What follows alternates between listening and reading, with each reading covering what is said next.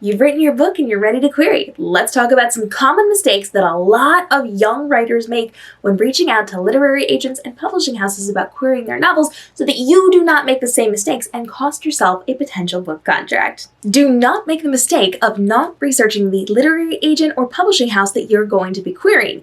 These people have submission guidelines on their website for a reason. And if you are ignoring them and just creating something on your own, or you're copy and pasting something from another agent that you have queried, it's not going to end well for you. These people are looking for different amounts of chapters, different types of pitches, and they're very clear on what they do and do not represent. So if you blatantly ignore these things on their website, they are going to blatantly ignore your query in the slush pile. You have to make sure you know exactly what they're looking for, how they want it sent, where they want it sent, when they want it sent, and make sure that you are adhering to all of those guidelines to even begin to be considered by these people as they're going through queries. Do not fall into the trap of thinking you can do this on your own without actually investigating before you jump in. Which brings us right back to the point of people oftentimes sending manuscripts to agents that they want to work with that are not represented by that agent.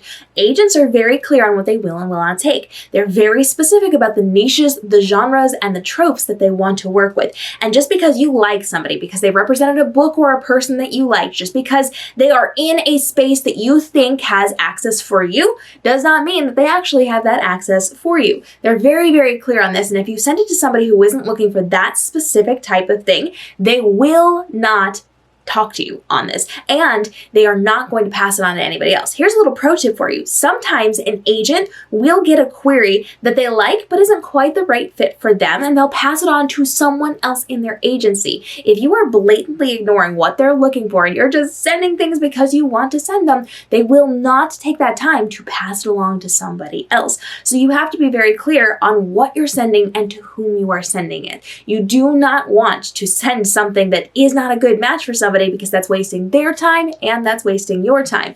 And if we think logically about this, if you're just willy-nilly sending things to people, you're wasting their time, but other people are going to be wasting time too, meaning the agent that is going to want to work with you is now having to sift through people who are sending mismatched queries to them and not able to get to you nearly as fast. So let's not jam up the system by not doing our research and sending a mismatched manuscript to somebody who could potentially represent us or not represent us. Another huge mistake that I see made a lot is people sending in more than is requested in the submission form.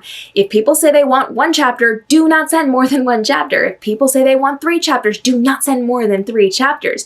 If you cannot get your point across and hook them in that first paragraph of that first chapter, you've already lost them anyway. So we are not sending an excessive manuscript for them to have to go through. Again, if you're not following the rules now while you're trying to get a job with them, you're definitely not going to follow the rules when they're trying to get you signed with a big company. So we are not sending in more than they ask for. In fact, you want to send the exact amount that they ask for. You want to make it quick and easy for them to consume. You want to hook them in right away, and you have to make sure in that short amount of space that they have required for you to send in, you are getting their attention. If you can't sell it to an agent in that short amount of space, you also can't sell it to a reader. So if you're worried that you need to send in more to get your point across, it's time to work with a developmental editor to refine your writing to make sure that it gets hooked in that very beginning of that very first chapter, because you'll never be able to get readers if you can't even get an agent. Now is the time to make sure you are very clear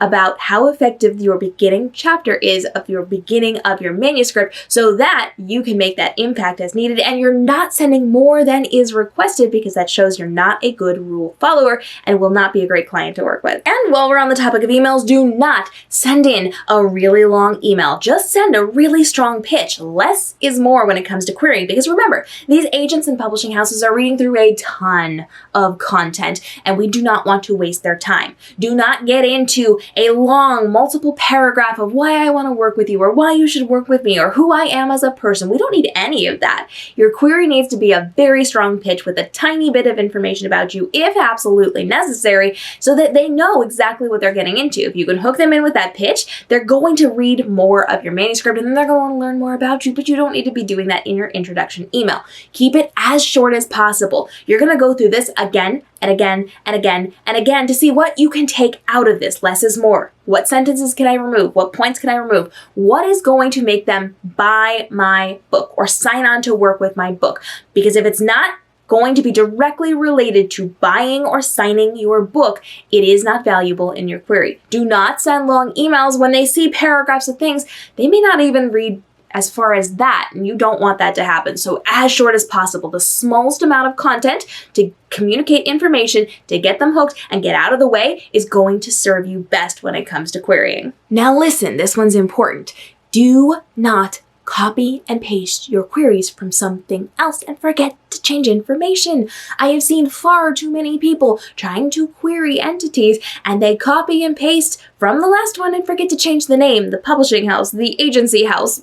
Don't do that. People can tell when it's a copy and paste. You do not ever want to copy and paste. If you copy and paste sections from one to another, that's fine, but you have to add in relevant and specific information to each individual entity, and you should be typing this up by hand. You should not be grabbing sections and mixing and matching and cobbling together. They're going to know when it's a Frankenstein email. Don't do it. We have to make sure it is specific to that person, because if they feel like it's a carbon copy, a copy and paste, something where you may have accidentally messed things up, they're not going to think very highly of you, and they're probably going to be less likely to read through your manuscript. So be intelligent about this. We're going to make good choices. You can copy and paste certain sections that will of course be the same, the information about your pitch, but you also need to make sure that you show that you've done your research on them, you know who they are, you understand why you're a good fit for them, and why your book is a good fit for them. So be very clear in your communication and copy and paste certain sections, but not the entire thing, and double check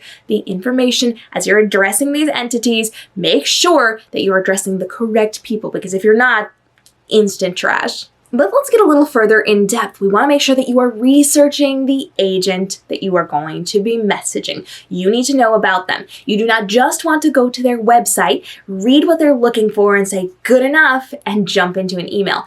Do your research, get on their social medias, see what it is that they're doing, and then have a conversation about what you've learned. This should be a multi-step process. You should not just go peek at their TikTok or their Twitter or their Instagram, Facebook, YouTube page. You need to be watching for a good couple of weeks. You need to understand when they're posting, what they're posting, why they're posting, understand their world. If you can connect with them in a way that shows, I have noticed you, I've been watching you, I've been researching you, I think we're going to be a good fit, that is much more likely to get their attention. We're not going to be creepy about it. We're not going to be super stalkery about it, but we are going to point out something that we liked. Hey, I really like that TikTok that you posted about XYZ.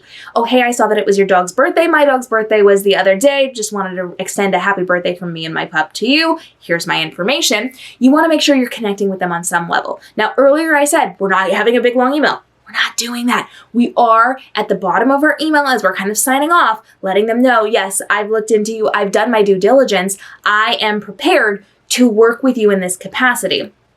They're going to love that you've connected and you've researched and you've done a little bit of the legwork. We do not want lazy writers out in this industry. It makes it so much harder for them to do their jobs. So show that you're taking the time and effort to research them and to learn about them and to connect with them on a human level as you are sending this query. Now, this one is incredibly important. This is a mistake that I see so many writers make. So many people decide that they want to work with one entity, and that's it. And that's all that they email. They just want to work with that one literary agent. They just want to work with that one publishing house, and they wait on that person to respond to them. But these agents and these publishing houses are going through thousands of manuscripts.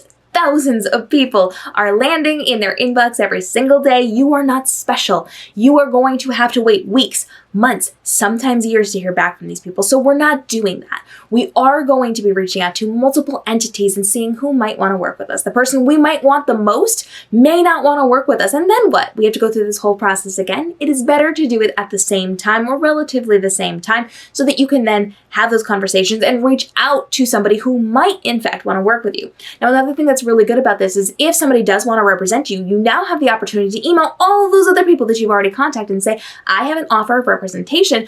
I have 1 week to decide if you would like to get in on this. This is your 1 week notice before I make my decision. This could trigger other people into reading your manuscript and seeing if they want it, which could potentially start a bidding war and all sorts of fun, fabulous things that will help your career.